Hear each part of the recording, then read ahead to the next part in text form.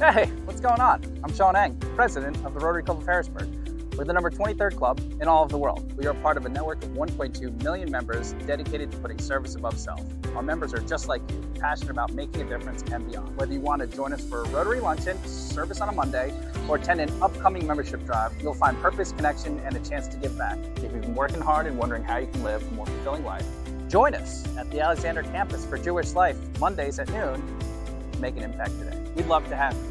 Find out more on our website at hbgrotary.org. See you there. And to me, Elizabeth Ritter is first and foremost just a wonderful colleague and a testament to the Leadership Development Program at UPMC. She currently serves as the president of the community hospital system in Harrisburg, UPMC Harrisburg, UPMC Community Osteopathic, and West Shore. In this role, she is responsible for the daily operational strategic leadership of those three hospitals, as well as UPMC Carlisle and 40 outpatient locations across Central PA. She also oversees the ancillary services at UPMC's 7 regional hospitals. Prior to this role, she served as Chief Operating Officer at the hospitals, overseeing all aspects of operation.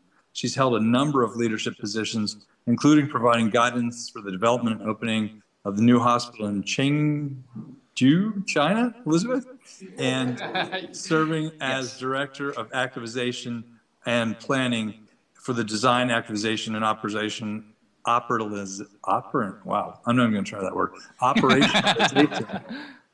This is a consultant word, operationalization of the new UPMC Memorial Hospital, which opened in 2019 in New York.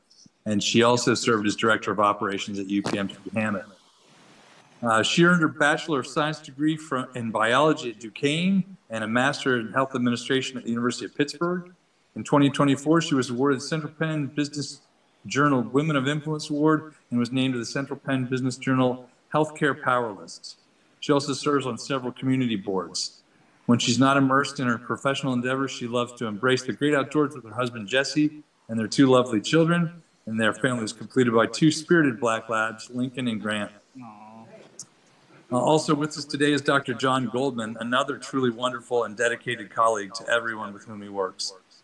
Dr. Goldman is Vice President of Medical Affairs at UPMC Harrisburg, Community Osteopathic, and West Shore, and he is Assistant Epidemiologist for UPMC Central PA and UPMC Central PA Chief of Infectious Diseases. I'm sure that many of you remember John as a trusted voice who provided us all, both within UPMC and across the Central Pennsylvania region, with valued information and calming words during the COVID crisis.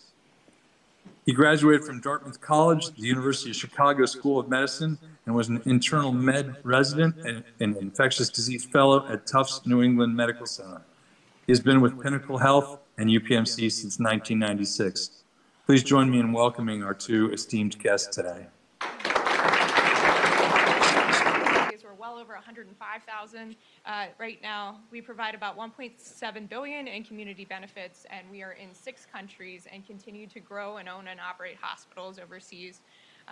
Presently in Ireland, in Italy, we have a cancer center venture in Kazakhstan, and we will continue to provide services internationally.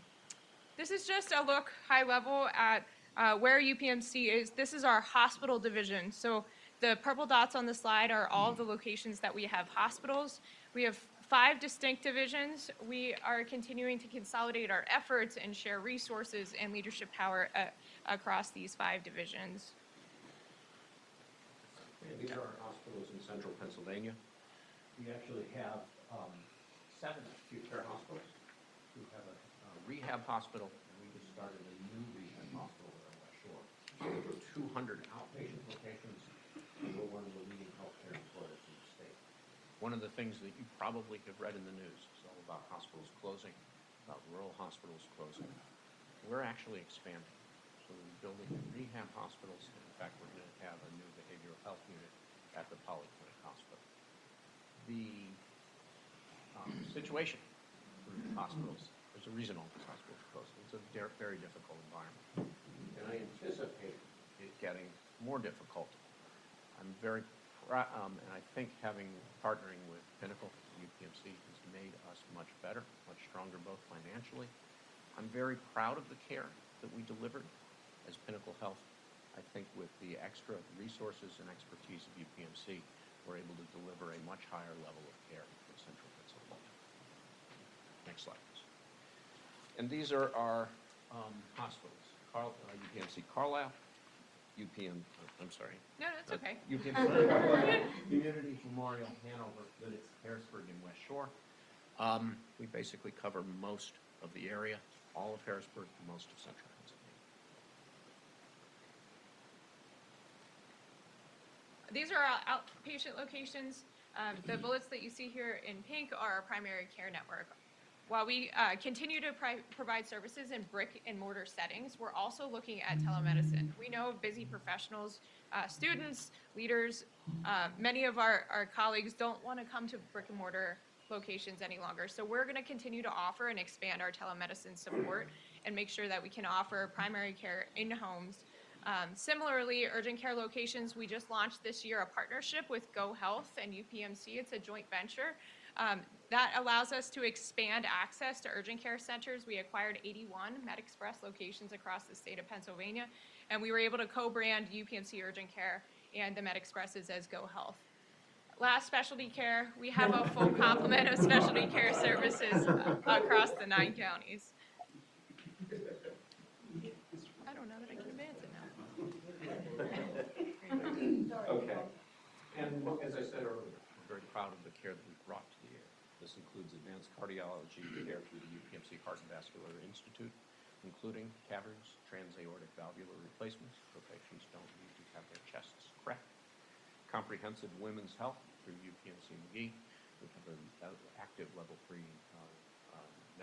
NICU. We have a very active maternal fetal medicine program for difficult patients. We have some of the most difficult maternal fetal patients, just given a location in Harrisburg.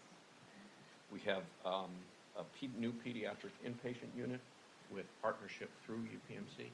So, for example, for years, I would go down and see patients for infectious disease who are kids, and I'd be comfortable if there were little people who had big people's disease. Now we actually use UPMC infectious disease via telemedicine. We talked earlier about using extra technologies, and I will be the first to admit that having a pediatric infectious disease expert available on a screen is better than me in person, because they just have more, they just have a better fund of knowledge in it. And so it's an example of how we're both leveraging the technology and leveraging the expertise of UPMC to bring better care to the area. We have leading edge services in neurosciences, including we now have a primary stroke center and a thrombectomy center. One of the women who used to work with me came in, was not able to move the left side of her body, was taken for an emergent thrombectomy, no residuals whatsoever. Had the clot removed, went back to being completely normal. That's something we could not have done even as little as 5 years ago.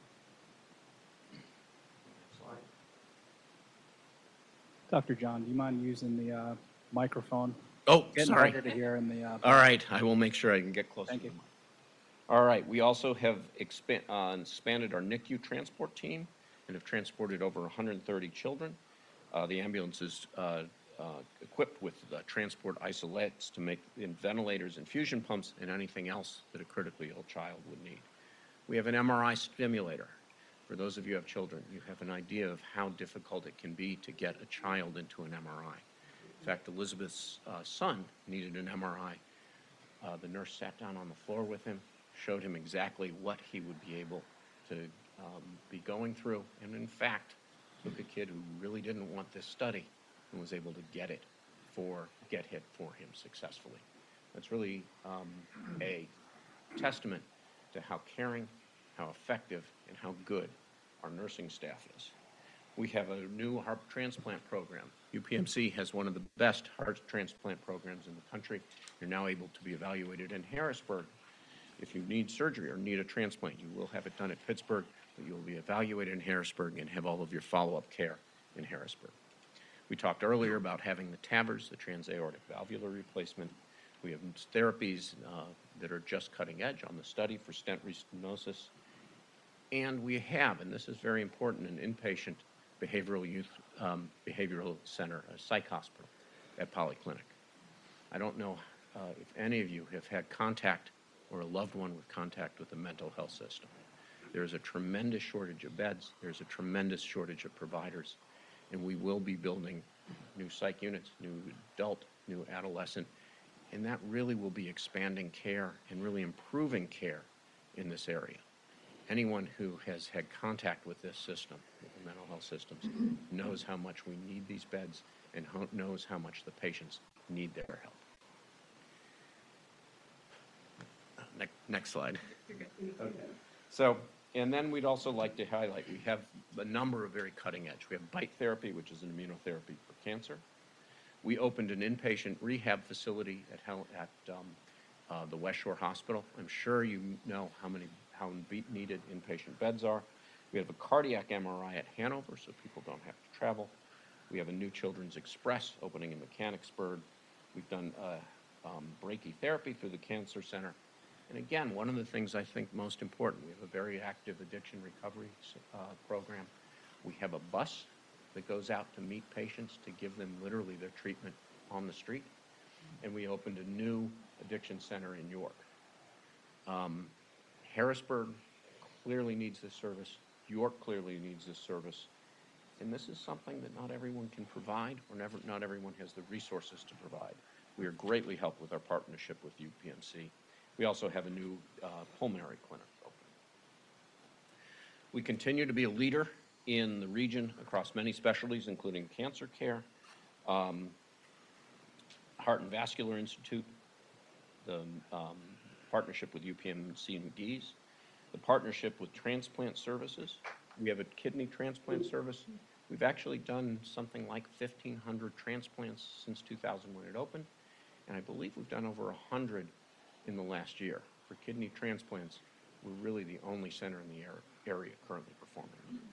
We've done virtual primary care, and one of the things we're very proud of is veteran services. As you may know, the VA often has a waiting list, often has a long period of time before veterans can get care. So we're able to get the people who served our country into our system, get them seen much more quickly, get them taken care of properly, get them the care that they observed. We also are very proud to have worked with our teams. UPMC Harrisburg, Community and West Shore have been voted best hospitals in the area. We're recognized as one of the best maternity hospitals. And all of our hospitals have been recognized as that. So I'll just add for a second. My team knows, and this is something, we have our recognitions, we're proud of all of the accolades we've received, but what it comes down to is doing the right thing by our patients and our people. And we talk about it often, it's that simple. And Dr. Goldman talked about the care my son received. Fortunately, my husband was there, so they didn't know it was my son, and they didn't know it was my husband. And the nurse went out of her way to make sure that the easy button would have been to sedate my son. But she took the time, she spent 45 minutes convincing him that sedation wasn't the right thing to do. We needed to talk to our people. We need to explain the why. We need to allay their fears. And the work that we do and the accolades we receive is 100% because of the people that walk through our doors and they're committed to caring for our communities. We'll never do anything in any of our facilities that we won't do really well. So we spend a tremendous amount of time. Dr. Goldman talked about all our new therapies and new technology that we've invested in. We go through a full comprehensive assessment for everything that we bring in, every new service that we provide, to make sure that we're going to be the best in the region and that we can do it in a way that I would want my own family member to be cared for. So we're thrilled with our progress. Certainly, we are so grateful for all of the recognition that we received, but that is our core mission, and that's how we'll continue to focus, and that's how we're going to show up for Harrisburg. We're also very committed to underserved care in Harrisburg. We have a street medicine team. You ever meet the woman who goes out with the team, Stephanie? She's about so tall. And my daughter went out with her. I was actually very proud because the first thing she said to my daughter is, wow, you don't have the complete look of fear most of the people who shadow me have. One of the reasons that Maria did not have that complete look of fear was Stephanie's confidence and, more importantly, her rapport with the guys literally in the camps. One of the reasons that neither I nor my daughter was worried was it clear that Stephanie had this kind of rapport with these patients, and their trust and they had her back. I was absolutely not worried about her literally going. I was absolutely not worried about her literally going into the homeless camps. We also have a very active REACH program. REACH is our HIV clinic. We have something like 750 patients. 93% of them are fully controlled with their antiretrovirals. Their HIV in their blood is undetectable. That means they can't transmit it. It means they won't get sick from it. This is extremely good because these are some of the most difficult patients in Harrisburg. I have one patient who I swear to God, HIV saved her life because she has tremendous social issues. Her HIV is well controlled, but she gets all kinds of assistance, help with housing, help with her mental health issues that she would not get anywhere else. One of the reasons that these patients do so well isn't me. It's our case managers, it's our social workers, people who really get them the services they need. For those of you, I've heard a lot of accountants, also saves money hand over fist because when people are taking their meds, they don't get sick, they don't cost the system money. I participate about twice a month in the HIV clinic, and I've become a complex geriatrician there. I almost never deal with their HIV. I deal with the fact that my patients, I've known them for 20 years, they're all getting older, and they've all got lots of other medical problems. We have a UPMC Advocacy Center, and also we have Family Faith Community Health Connections. So with that, just high level, Dr. Goldman talked about some of the community programs. We're proud that we, in fiscal year 23, contributed about $230 million to the communities we serve, with almost $150 million of that being dedicated to care for those without health. So with that, we will take any questions that you might have. Questions? Yes, Mary. A comment, not a question really. 22 years ago, I gave birth to my daughter in Harrisburg. She is now an RN at Mercy Hospital out in Pittsburgh, and we have 3 UPMC family. And almost 5 years ago, I was a kidney donor and went through the process here at Harrisburg Hospital. And from 22 years ago to 5 years ago, amazing experiences as a patient both times. So thank you. Thanks for sharing. Any other questions? Yes. We all know within the city of Harrisburg there is a concerning issue with mental health, rehabilitation, drugs, alcohol, addiction, and I guess my question to you all, you did touch upon it in your presentation, but with the rehabilitation of bringing those people back into the population, what is your plan? Yeah, so we have a branded service line called Western Behavioral Health, and it's in Pittsburgh. It's the largest behavioral health hospital in the world. And we are able to leverage the expertise that they have there. They have a full suite of behavioral health services. And like I mentioned, we're only gonna do things that we're gonna do really well. So we are walking through this process slowly. We're talking about an intensive outpatient program and where that's going to be. We're partnering with Dauphin County because they have new resources that they bring to the table. As Dr. Goldman mentioned, when we're talking about complex patients, the right thing to do is evaluate all of the wraparound services that they need so that we can help them be successful. I would say our most acute need right now is inpatient behavioral health. Broadly, I would say nationwide, we do not have enough inpatient behavioral health beds to be able to treat the acute needs, let alone from an outpatient perspective. We do have a very robust outpatient behavioral health treatment program that we continue to expand, but there's capacity there. There aren't available beds. We continue to grow addiction medicine, so we have a really robust addiction medicine program. Our opportunity is to grow it outside of Harrisburg and outside of York because we know that behavioral health and addiction needs are across the footprint of the 9 counties that we serve. So more to come from that perspective. We're committed to downtown Harrisburg, but also broader. About a month and a half ago, I took my daughter to her pediatrician and found that she had a lot going on in her body that I didn't realize. And we went to referred to an urgent pediatric endocrinologist, and I thought, this is gonna be a minute. Within a week, she was with a pediatric endocrinologist, and a month later, she's on her way to stabilizing. So thank you so much.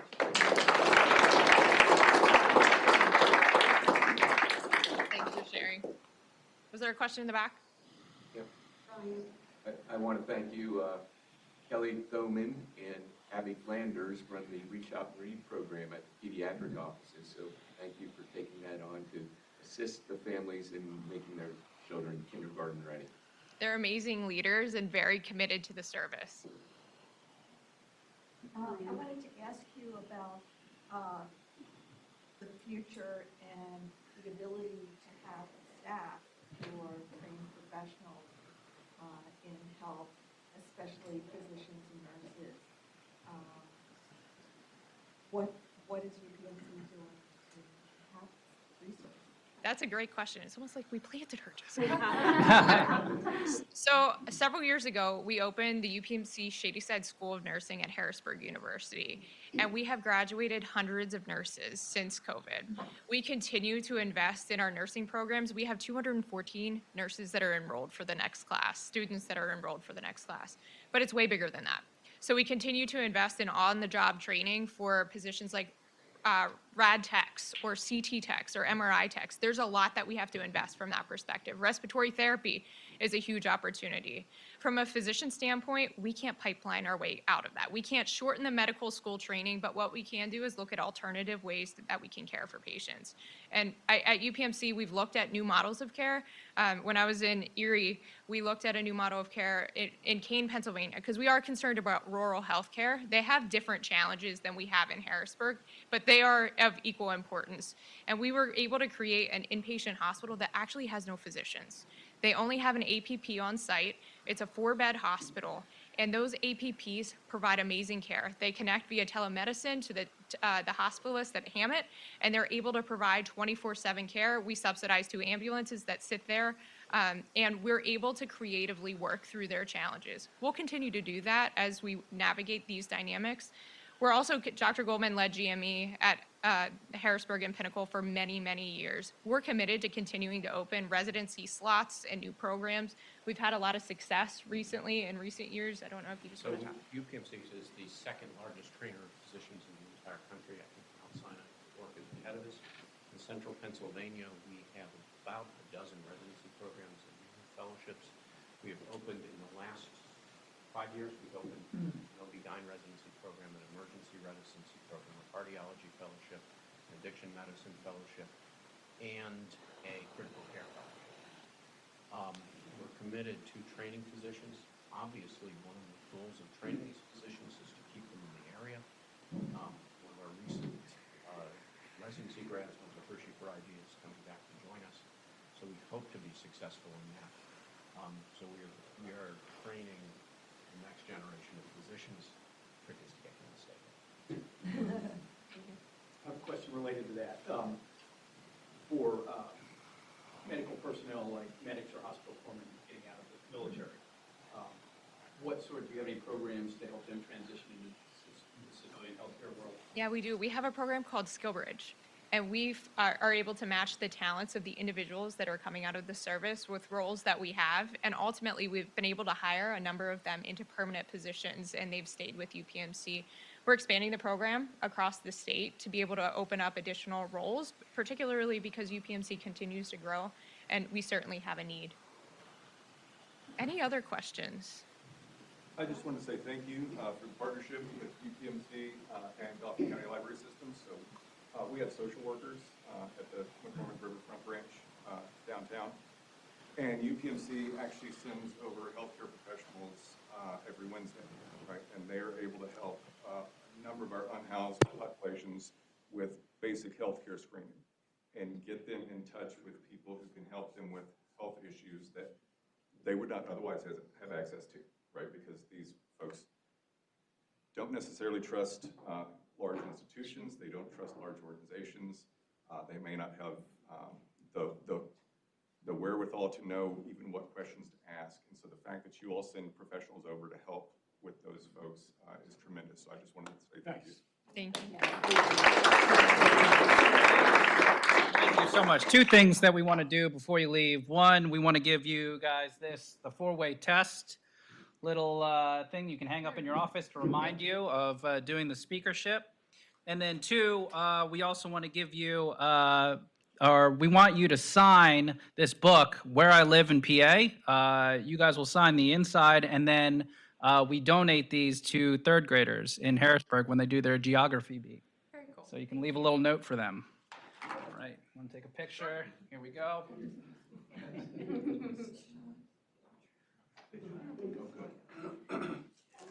Perfect. Thank you guys so much.